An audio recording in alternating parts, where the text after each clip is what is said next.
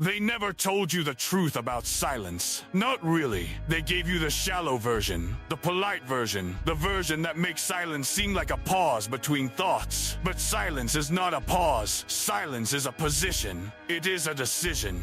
It is, for those who truly understand it, the most controlled form of power a human being can carry.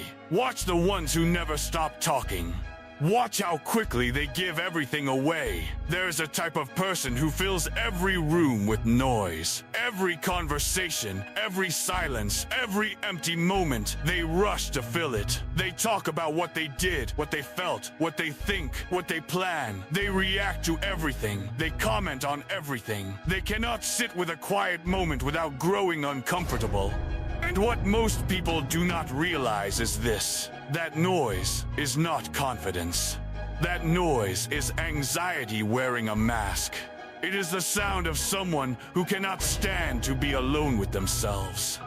Someone who needs the world's constant feedback to feel real. And then there's the other type. You have seen them. They sit in rooms and say very little. They observe, they listen, they absorb. They do not rush to fill the silence. They live inside it, comfortably, completely. And there is something unsettling about them.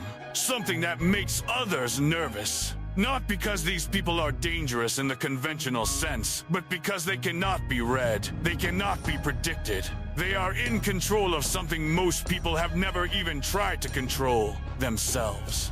That is the thing about silence that no one explains properly. Silence is not the absence of words, it is the presence of awareness. Every moment you choose to stay quiet instead of reacting, you are exercising a form of discipline that most human beings are incapable of. Every time you hold your response, observe instead of speak, think instead of react, you are practicing one of the rarest skills on this earth: self-mastery. Most people have never mastered themselves. They are pulled by every emotion, dragged by every insult, knocked off balance by every unexpected challenge. Someone says something that upsets them, they react immediately. Someone challenges them, they defend immediately. Someone ignores them, they pursue immediately. They are not in control of their responses. Their responses control them, and the world can see it every single time. But the silent one, the one with emotional discipline, that person does not take the bait. Not because they do not feel it, they feel it completely. But they have learned something the reactive person has not. They have learned that between stimulus and response, there is a space. And inside that space lives your freedom, your power, your character. Fill that space with noise and you lose the advantage. Hold that space with silence and you hold everything. Understand this clearly. Silence is not indifference. The silent person is not cold because they do not care. They are cold because they have mastered the impulse to show every card in their hand. Emotional restraint is not the suppression of feeling. It is the intelligent management of feeling. It is knowing what to express, when to express it, and far more importantly, what to keep entirely to yourself. That is wisdom, not weakness, not emptiness, wisdom. There is a game that constantly plays out in human interaction, and most people do not even know they are playing it. The game is this: whoever needs the other person more loses. Whoever reacts first reveals themselves. Whoever speaks to fill the silence surrenders control of the conversation. Whoever cannot sit with uncertainty shows their fear. Silent people understand this game without ever having to be taught it. They have discovered, through observation, through experience, through self-study, that restraint communicates something words never can.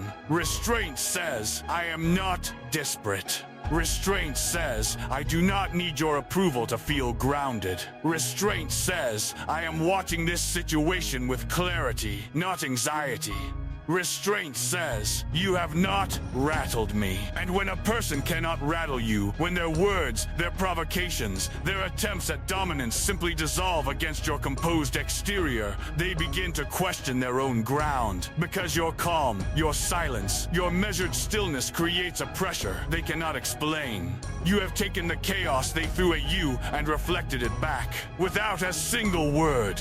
That is presence. Real presence has nothing to do with how loud you are. Real presence is the weight a person carries when they walk into a room. The gravity that pulls attention without demanding it. And you cannot manufacture that gravity through volume. You build it through discipline. Through years of choosing observation over reaction. Through the daily practice of sitting with discomfort instead of fleeing it. Through the development of an internal standard so clear, so consistent, so deeply anchored, that external noise simply cannot move you. Think about the people throughout history who carried the most power.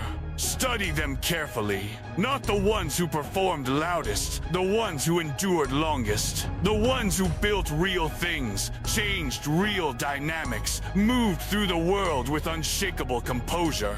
There is a pattern. Always. They spoke with precision. They did not waste words. They did not explain themselves to everyone. They did not justify every decision to every critic. They were not seeking the world's understanding. They were operating from a level of internal conviction so deep that external validation was unnecessary. That is what silence builds. Internal conviction. When you stop seeking constant approval through words, when you stop explaining yourself, defending yourself, proving yourself in every interaction, you begin to develop a relationship with your own judgment. You begin to trust what you know. And that trust, that deep, earned trust in your own perception and your own character, creates a stillness inside you that the anxious, approval-seeking world cannot touch. Here is a psychological truth that most people will never be told plainly. When you speak less, every word you do speak carries more weight. Think about that carefully. The person who talks constantly, whose every thought becomes a sentence, whose every feeling becomes a broadcast, they have diluted their own signal. Nobody hangs on their words because nobody expects precision from them. But the one who rarely speaks, when that person opens their mouth, the room shifts. People lean in, people listen, not because of magic, because of contrast, because scarcity creates value. And a quiet person's words are rare, they are chosen, they land differently because they were not wasted. You do not need to dominate every conversation, you need to dominate your own internal state. That is where real control lives, not in how loudly you can assert yourself, but in how completely you can govern yourself. How still you can remain when the world around you is in chaos. How clear your thinking stays when emotion is running high. How disciplined your response is when every instinct in your body is screaming at you to react, to defend, to retaliate, to prove something. The ability to pause is one of the most underestimated forms of strength. It is not hesitation. Hesitation is fear looking for an exit. Pausing is wisdom creating a space. There is a profound difference. When you pause before responding, you are not showing weakness. You are demonstrating that your reaction does not belong to whoever provoked it. Your reaction belongs to you. You are reclaiming ownership of your response. And that ownership, that visible, unmistakable ownership of your own behavior, is a signal that very few people can fake and very few people can ignore. Consider the relationship between silence and discipline in your daily life. Because this is not only about conversations and interactions, this is about the fundamental structure of how you operate. The discipline to wake before the world and work without an audience. The discipline to build something in private without announcing every step to people who have not earned the details. The discipline to hold your plans, your ambitions, your strategies close. Not out of paranoia, but out of understanding that announcement is not accomplishment. That talking about the work is not the same as doing the work. That broadcasting your goals to receive admiration is a replacement behavior for people who are afraid of doing the actual thing. Silent discipline is invisible to the world and absolutely evident in results. The person who talks constantly about what they are going to do creates a social performance. They receive small hits of validation along the way, the encouragement, the excitement, the admiration of intention. And those small hits of validation often become sufficient substitutes for actual achievement. The announcement becomes the reward, and the work never gets done. But the one who moves quietly, who says nothing, plans deeply, prepares thoroughly, and then simply delivers, that person does not need the performance. They live in the result, and results, unlike words, cannot be argued with. There is something that happens inside a person who practices real silence. Real intentional, disciplined, chosen silence.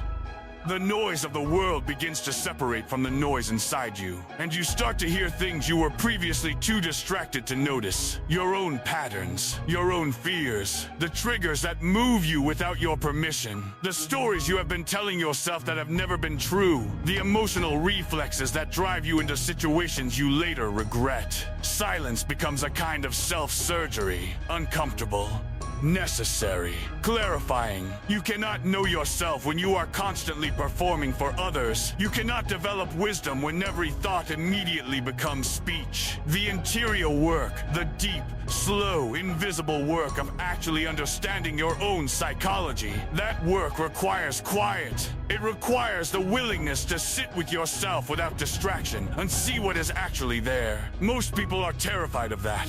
And when you have built that, when the silence is no longer an effort, but a state, something shifts. Not just in how others perceive you, in how you move through time, in the quality of your decisions, in the depth of your relationships, in the level of work you are capable of, in the degree of trust you can place in your own judgment. Everything becomes sharper, quieter, more precise, more powerful, because you are no longer spending your energy managing the consequences of unnecessary reactions. You are not apologizing for things that should not have been said. You are not rebuilding what was destroyed in a moment of impulse. You are not recovering from the chaos that follows a person who has no discipline. You are moving forward, cleanly, purposefully, with the full force of everything you have been building in the quiet. Silence is not what happens when you have nothing to say. Silence is what happens when you have learned that most of what people say did not need to be said. And that is not emptiness, that is mastery.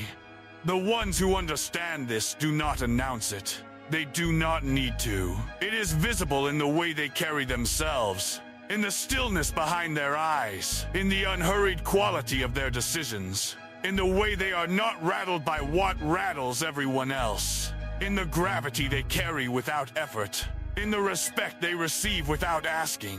They move through this world differently, not above it, not apart from it, but inside it, with a clarity and a composure that makes them, in the deepest and most lasting sense, completely and utterly untouchable. Silence is not weakness. It never was. It is the warning of a person who has done the work and is ready.